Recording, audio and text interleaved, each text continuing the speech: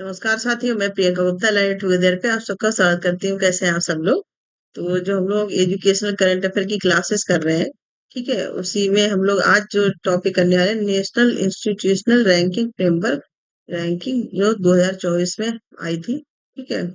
और ये इम्पोर्टेंट है। सबसे जो यहाँ से क्वेश्चन बनते हैं, जैसे आपका यूजीसी नेट है, वहां से क्वेश्चन बनते हैं और वहाँ पे काफी बार क्वेश्चन देखने को मिले हैं। इसके अलावा जो टीचिंग एग्जाम होते हैं वहां पे भी एनआईआरएफ की रैंकिंग पूछ ली जाती है, कौन सा कॉलेज किस पोजीशन पे रहा है, ठीक है। तो यहाँ पे जो बहुत ही इम्पोर्टेंट पॉइंट है वो मैं लेके आई हूँ, और आपको ये चीजें पता भी होनी चाहिए, एग्जाम में पूछ ली जाती है, ठीक है। तो क्योंकि ये शिक्षा मंत्रालय से संबंधित होती हैं सारी चीजें, इसलिए ये आपके टीचिंग एग्जाम के लिए काफी इम्पोर्टेंट हो जाते हैं। तो यहाँ पे बात करेंगे कि शिक्षा मंत्रालय ने 2024 के लिए एनआईआरएफ रैंकिंग की घोषणा की है, जो भारत के उच्च शिक्षा परिदृश्य में अग्रणी संस्थानों की जो सूची है उसको दिखाता है। मतलब ये रैंकिंग क्यों आती है कि भारत में उच्च संस्थान कौन कौन से हैं, उनके लिए ये रैंकिंग दी जाती है, ठीक है। तो सबसे पहले हम लोग बात करेंगे हिंदू कॉलेज, जो कहाँ पे है? दिल्ली में। दिल्ली विश्वविद्यालय का ये कॉलेज है, ठीक है। इस बार पहली बार हिंदू कॉलेज शीर्ष स्थान पे रहा है, क्योंकि पिछले 7 वर्षों से जो दिल्ली विश्वविद्यालय का ही कॉलेज है, मिरांडा मिरांडा हाउस, ये पहले स्थान पे रहता था। इस बार लेकिन हिंदू कॉलेज पहले स्थान पे रहा है और मिरांडा हाउस दूसरे स्थान पे रहा है, ठीक है। इम्पोर्टेंट इसलिए भी काफी हो जाता है क्योंकि पिछले 7 सालों से मिरांडा हाउस रहा है नंबर 1 पे। तो अगर आप अपडेट नहीं है तो आप हो सकता है कि वही लगा के आए, लेकिन इस बार कौन रहा है? हिंदू, ठीक है, कॉलेज। इसके बाद हम लोग बात करेंगे आईआईटी भारतीय प्रौद्योगिकी संस्थान। आईआईटी मद्रास ने लगातार छठे वर्ष समग्र श्रेणी में और 9वें वर्ष इंजीनियरिंग श्रेणी में अपना स्थान बनाए रखा है। समझ मतलब क्या होगा कि ओवरऑल आईआईटी मद्रास 9वें स्थान पे रहा है। और इंजीनियरिंग की अगर श्रेणी की बात करें, क्योंकि जो रैंकिंग आती है वो अलग अलग श्रेणी के हिसाब से आती है कि मेडिकल में कौन से रहे हैं, इंजीनियरिंग में कौन से रहे हैं, ठीक है। और आपके सोशल, जैसे सोशल स्टडीज में कौन से रहे हैं। इसके बाद ओवरऑल भी एक आती है, तो उसको आपको पता होना चाहिए, ठीक है। ये सारी चीजें हो गई। इसके साथ संस्थान ने अनुसंधान संस्थानों इनोवेटर श्रेणियों में भी दूसरा स्थान हासिल किया है, जो काफी इम्पोर्टेंट हो जाता है क्योंकि इसने कई श्रेणी में कई जो पद हैं वो हासिल किए हैं। कहीं पे ये समग्र ओवरऑल अगर पूछी जाएगी तो 9वें स्थान पे, इंजीनियरिंग में क्या स्थान है? सॉरी, ओवरऑल छठे स्थान पे है और इंजीनियरिंग में 9वें स्थान पे है, ठीक है। और संस्था अनुसंधान संस्थान मतलब रिसर्च इंस्टीट्यूट हो गए, और इनोवेटर्स में ये किस स्थान पे रहा है? दूसरे स्थान पे रहा है, ठीक है।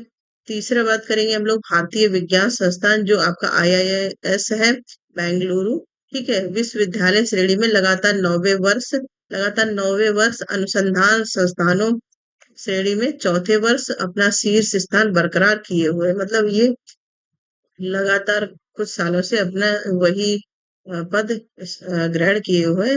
कौन? इंडियन इंस्टीट्यूट ऑफ साइंस, ठीक है।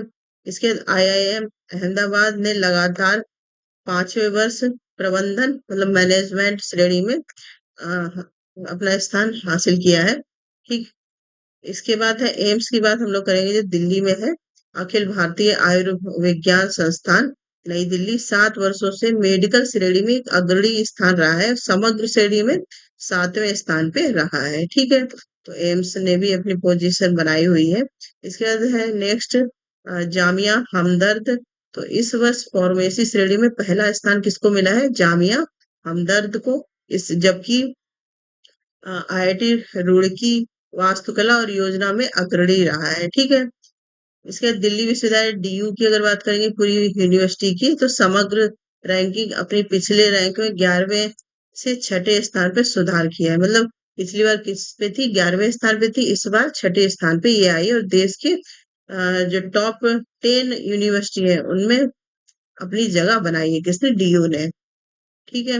इसके बाद सेंट स्टीफन कॉलेज है, ये भी डीयू का ही है।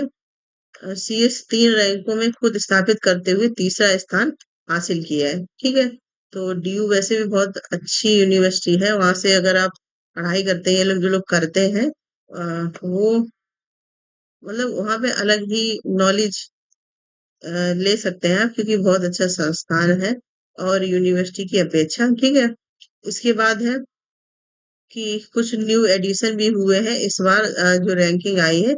तो क्या क्या हुए हैं उसको भी हम लोग देख लेते हैं।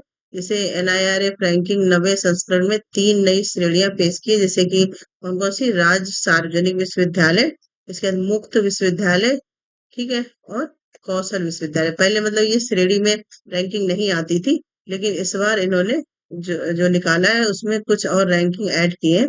जैसे स्टेट पब्लिक यूनिवर्सिटी जो है उनके लिए, मतलब उनके उनमें कौन टॉप है स्टेट के अलग अलग। इसके बाद ओपन यूनिवर्सिटी, ठीक है, स्किल यूनिवर्सिटी, इनको भी ऐड किया गया है। इसके अलावा भी और क्या क्या ऐड किया गया है, तो एनआईआरएफ ढांचे का उपयोग करके एकीकृत नवाचार रैंकिंग पेश की है, जिसमें पोर्टफोलियो को 16 श्रेणियों और 20 विषय डोमेन तक विस्तारित किया गया है। ठीक है, तो ये बहुत सारी चीजें न्यू है जो ऐड हुई है। इसके बाद हम लोग बात करेंगे अन्ना विश्वविद्यालय, इंदिरा गांधी जो इग्नू है, मुक्त विश्वविद्यालय, क्रमशः राज्य सार्वजनिक विश्वविद्यालय और मुक्त विश्वविद्यालयों की नई श्रेणियों में पहले स्थान पर रही है। ठीक है, तो जो नई ऐड हुई है अभी, ओपन यूनिवर्सिटी या स्टेट जो सार्वजनिक राज्य विश्वविद्यालय है, उसमें कौन, अन्ना विश्वविद्यालय और इग्नू पहले स्थान पे रहा है। इसके बाद है Symbiosis Skill and Professional University, SSPU Pune, कौशल विश्वविद्यालयों की श्रेणी में शीर्ष स्थान पे रहा है। ठीक है, तो ये नई कैटेगरी के, इनसे क्वेश्चन काफी आपको देखने को मिल सकता है, क्योंकि ये नई है, तो इसलिए। इसके भविष्य की क्या योजनाएं हैं, शिक्षा मंत्रालय एनआईआरएफ 2025 संस्करण में स्थिरता रैंकिंग के लिए एक नई श्रेणी शुरू करने की योजना बना रहा है, जो पर्यावरणीय स्थिरता, ऊर्जा दक्षता, हरित परिसर पहल के प्रति उनकी प्रतिबद्धता के आधार पर संस्थानों का मूल्यांकन किया जाएगा। मतलब क्योंकि जैसे कि अब आजकल बहुत पोल्यूशन हो रहा है, सारी चीजें हो रही हैं, तो इस चीज को ध्यान में रखते हुए पर्यावरण की स्थिरता किस विश्वविद्यालय में या फिर किस कॉलेज में किस प्रकार से, हरित परिसर मतलब पूरा ग्रीन इन्वायरमेंट कहाँ पे, ये सब है। तो इन सब आधार पे भी इनको कैटेगरी दी जाएगी, जिससे क्या होगा कि पर्यावरण में भी वो चीजें अच्छी रहेंगी। जैसे कि हम लोगों के एसडीजी गोल भी है, उसके हिसाब से पर्यावरण पे ध्यान देने की काफी आवश्यकता है। ठीक है, आवेदन में प्रति रैंकिंग में भाग लेने वाले अद्वितीय संस्थानों की संख्या वर्ष 2016 में 2426 से बढ़कर 2024 में 6517 हो गई है। ठीक है,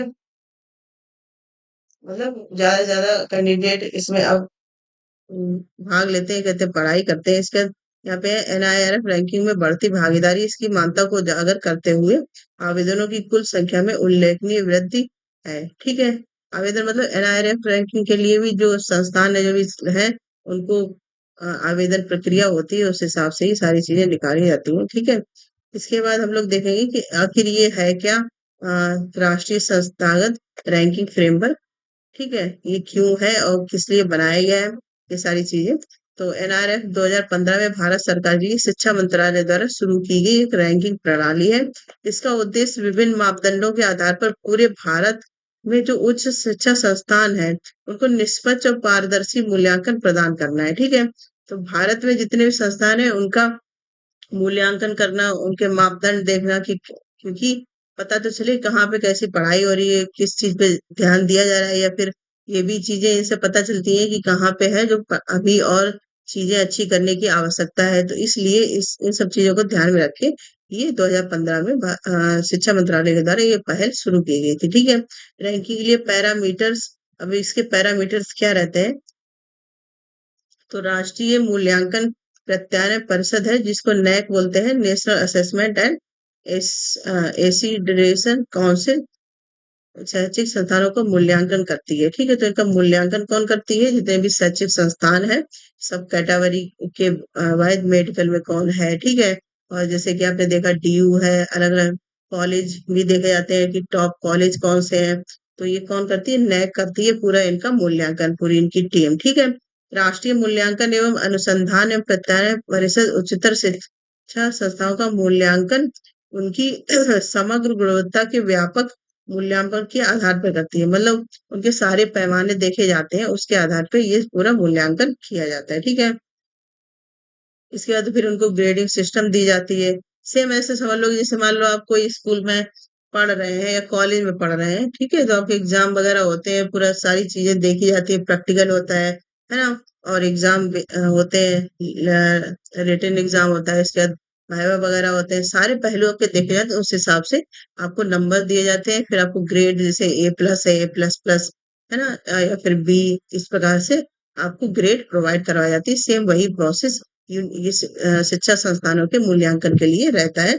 उनकी पूरी जितनी होलिस्टिक एकेडमिक एक्सपीरियंस है, सारे पहलुओं पर ध्यान देके ये चीजें बनाई जाती हैं। ठीक है। तो यहाँ पे उसी हिसाब से इनको ग्रेड भी दे देते हैं। आप लोग यहाँ देख सकते हैं A++ से कब तक D ग्रेड तक ये इंस्टीट्यूट आधारित किए जाते हैं। ठीक है।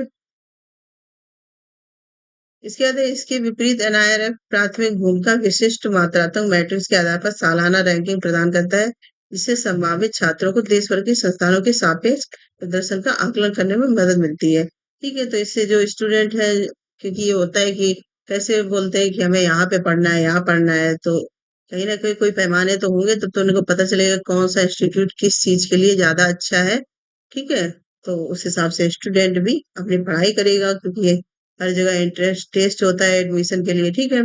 इसके बाद है, तो ये सारी चीजें थी NIRF की। इसकी अब क्वेश्चन हम लोग करेंगे तो आपको क्लियरिटी और अच्छे से हो जाएगी। तो सबसे पहले तो क्वेश्चन है कि इसकी फुल फॉर्म आपसे पूछी जा सकती है। ठीक है। तो फुल फॉर्म तो नेशनल इंस्टीट्यूट रैंकिंग फ्रेमवर्क, ये सीधी NIRF की, और हिंदी में क्या बोलते हैं, राष्ट्रीय संस्थागत रैंकिंग फ्रेमवर्क। ठीक, भारत सरकार ने इसकी पहल कब की थी, तो ये भी आपको पता है, 2015 में ये शुरू किया गया था। शिक्षा मंत्रालय की एक पहल है ये। ठीक है। तो मंत्रालय भी कभी अगर आपसे पूछा है तो आपको बताना चाहिए किससे, शिक्षा मंत्रालय से। 2024 में कॉलेजों के NIRF रैंकिंग में किस कॉलेज ने शीर्ष स्थान ग्रहण किया है, तो ये काफी इंपॉर्टेंट बन जाता है अपने आप में, क्योंकि पिछले 7 सालों से मिरांडा हाउस नंबर 1 पे रहा है। इस बार कौन सा है, हिंदू कॉलेज, और दोनों ही DU के हैं। ठीक है। नेक्स्ट क्वेश्चन है, किस संस्था ने समग्र श्रेणी में लगातार छठे वर्ष रैंकिंग बनाए रखी है। ठीक है। समग्र मतलब ओवरऑल रैंकिंग में कौन है छठे स्थान पे, तो आप देख सकते हैं यहाँ पे जो IIT मद्रास है। ठीक है। वो छठे स्थान पे है। नेक्स्ट क्वेश्चन है, IISc बेंगलुरु ने अनुसंधान संस्थाओं में श्रेणी में कितने वर्षों में पहला स्थान हासिल किया है, तो पिछले 9 वर्षों में इन्होंने पहला स्थान हासिल किया है। ठीक है। इसके बाद IIM अहमदाबाद है, जो उन्होंने मैनेजमेंट में कौन सा स्थान हासिल किया है, पहला स्थान हासिल किया है। इसके बाद फार्मेसी में, ये देखो आपको सारी चीजें ऊपर इसलिए बताई हुई है, फार्मेसी श्रेणी में किसने किया है, जामिया हमदर्द ने, और ये पहली बार ऐसा हुआ है, जामिया हमदर्द। ठीक है। तो इम्पोर्टेंट बन जाता है। किस विश्वविद्यालय ने समग्र रैंकिंग में 11वें से 6वें स्थान पर अपनी रैंक स्थापित की है, मतलब पहले 11वें रैंक पे थी, अब छठी रैंक पे आ गई है। तो कौन सा है, DU। ठीक है। तो ये इम्पोर्टेंट है, DU किस पे आ गया है, छठी पे। इसके बाद है, NIRF रैंकिंग के 9वें संस्करण में कौन सी नई श्रेणियां पेश की गई। ये बहुत इंपॉर्टेंट क्वेश्चन है, ये आपसे जरूर एग्जाम में पूछे जाएंगे ऐसे क्वेश्चन, क्योंकि ये नई चीज, जैसे कुछ भी नया होता है तो वो उम्मीद ज्यादा होती है तो उसके क्वेश्चन आने की। तो राज्य सार्वजनिक विश्वविद्यालय, कौशल विश्वविद्यालय, इसके बाद मुक्त विश्वविद्यालय और अनुसंधान। ठीक है। तो ये दोनों ही है, ये सारी श्रेणियां नई ऐड की गई है। ठीक है। इसके बाद है, किस विश्वविद्यालय ने कौशल विश्वविद्यालय में श्रेणी हासिल की है। अब जैसे कौशल विश्वविद्यालय की श्रेणी ये नई ऐड हुई है, किसने की है, किसमें, कौशल कौशल स्किल्स जो यूनिवर्सिटी होती है, किसने, symbiosis Skill and Professional university. ठीक है। नेक्स्ट क्वेश्चन है यहाँ पे, 2024 में NIRF रैंकिंग में कितने अद्वितीय संस्थानों में ने भाग लिया है, तो 6517 इस कुल संस्थान है। ठीक है। इसके बाद NIRF रैंकिंग का मुख्य लक्ष्य क्या है, तो ये तो सीधा सा है कि संस्थानों को वित्तीय सहायता प्रदान करना, ये नहीं है। संस्थानों का निष्पक्ष और पारदर्शी मूल्यांकन प्रदान करना, ठीक है। और भी देख लेते हैं हम लोग। तो केवल अनुसंधान संस्थानों को बढ़ावा देना, ये कुछ नहीं है। इसके कॉलेज की संख्या को सीमित रखना, ये भी नहीं। मतलब संस्थानों का निष्पक्ष और पारदर्शी मूल्यांकन करना, यही मेन इसका उद्देश्य है। और ये कौन करता है? नैक करता है, ठीक है। तो ये भी आपको पता चाहिए, मूल्यांकन कौन करता है? नैक। इसका नेक्स्ट क्वेश्चन है यहाँ पे, एनआईआरएफ के अलावा कौन सा संगठन भारत में शैक्षणिक संस्थानों का मूल्यांकन करता है? तो ये अभी आपको बताया, नैक है जो मूल्यांकन करता है। नेक्स्ट क्वेश्चन है यहाँ पे, नैक अपनी मान्यता प्रक्रिया के दौरान किस चीज पे ज्यादा ध्यान देता है? तो मात्रात्मक मैट्रिक्स, वित्तीय स्थिरता, समग्र गुणवत्ता का व्यापक मूल्यांकन, अंतरराष्ट्रीय सहयोग, ठीक है। तो ये किस पे करता है? समग्र गुणवत्ता का व्यापक मूल्यांकन करता है, मतलब पूरे ही कह सकते हैं चहुमुखी जो मूल्यांकन है, पैमाने हैं, उन सब पे ध्यान देता है, ठीक है। नए के अनुसार कौन सा ग्रेड उच्चतम गुणवत्ता की श्रेणी का है? तो ग्रेड आपको बताइए किससे है? ए प्लस प्लस से डी तक देते हैं, तो सबसे उच्चतम कौन सी होगी? ए प्लस प्लस, ठीक है। नेक्स्ट है, एनआईआरएफ के मुख्य रूप से किस प्रकार के संस्थाओं को रैंक देता है? तो किस प्रकार के? केवल अनुसंधान, मात्रात्मक मैट्रिक्स के आधार पर, उच्च शिक्षा संस्थान, स्कूल और कॉलेज, अंतरराष्ट्रीय विश्वविद्यालय। तो यहाँ पे आपका बी ऑप्शन सही हो जाएगा, ठीक है। हायर इंस्टीट्यूशनल जो होते हैं, हायर एजुकेशन के, उन पे ये ध्यान देता है। इसके बाद एनआईआरएफ 2025 के लिए नियोजित नई श्रेणियों में एक क्या है? तो ये क्या की जाएगी? अंतरराष्ट्रीय सहयोग, स्थिरता रैंकिंग, छात्र संतुष्टि और रिसर्च फंडिंग, ठीक है। तो ये ऑप्शन यहाँ पे कुछ गड़बड़ हो गया, यहाँ पे इंग्लिश में देख लेते हैं। यहाँ पे सस्टेनेबिलिटी रैंकिंग, यहाँ पे बी है। बी ऑप्शन सही हो जाएगा, गड़बड़ नहीं है, यहाँ पे सही है। यहाँ पे इंग्लिश में ही इसका आंसर टाइप हो गया है। स्थिरता रैंकिंग मतलब सस्टेनेबिलिटी रैंकिंग, वही ग्रीनरी पे ध्यान दिया जाएगा, एनवायरनमेंट पे, इन सब पैमानों पे भी रैंकिंग प्रोवाइड की जाएगी। कब? 2025 में। इसके बाद है 2025 स्थिरता में रैंकिंग निर्धारित करने में एक महत्वपूर्ण कारक क्या है? तो महत्वपूर्ण कारक ही है पर्यावरणीय स्थिरता के लिए प्रतिबद्धता, ठीक है। यहाँ पे ऑप्शन जो सी है आपका, वो करेक्ट हो जाएगा। नेक्स्ट क्वेश्चन हम लोग देख लेते हैं, अनुसंधान संस्थानों श्रेणी में किस स्थान को दूसरा स्थान दिया गया है? मतलब जो रिसर्च इंस्टीट्यूट है, उसमें किसको दूसरा स्थान दिया गया है? तो आईआईटी मद्रास को, ठीक है। इसके बाद नेक्स्ट क्वेश्चन और देख लेते हैं, नवीनतम अपडेट के बाद एनआईआरएफ ढांचे में श्रेणियों की कुल संख्या क्या है? मतलब जो नए पैमाने ऐड हुए हैं लेटेस्ट, उनकी संख्या, टोटल संख्या कैटेगरी की कितनी हो गई है? तो ये टोटल हो गई है 16, ठीक है। तो ये पूरे थे। अगर आप ये खाली क्वेश्चन भी कर लेते हैं, तो आप उससे अगर कहीं क्वेश्चन पूछा जाता है तो पूरा हो जाएगा।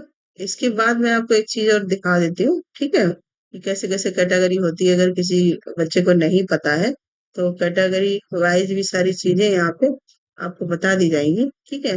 एनआईआर रैंकिंग जैसे आप गूगल पे सर्च करेंगे, तो ये सिंपली यहाँ पे खुल के आएगा, ठीक है। तो यहाँ पे सारी रैंकिंग ये दी जाती है, जैसे कि आप लोग यहाँ पे देखेंगे। तो ये देखो पैमाने क्या है, ओवरऑल होता है, ठीक है, university wise, college wise, research institute, engineering, management, innovation, agriculture. इसके बाद आर्किटेक्चर है, लॉ है, dental, medical, pharmacy, open university. अब ये नए जो ऐड हुए हैं वो है स्टेट पब्लिक यूनिवर्सिटी। जैसे इसमें आपको किसी का भी पता करना है, तो यहाँ पे जब क्लिक करेंगे, तो ये पूरा ओपन होके आ जाएगा यहाँ पे, कि कौन कौन सी।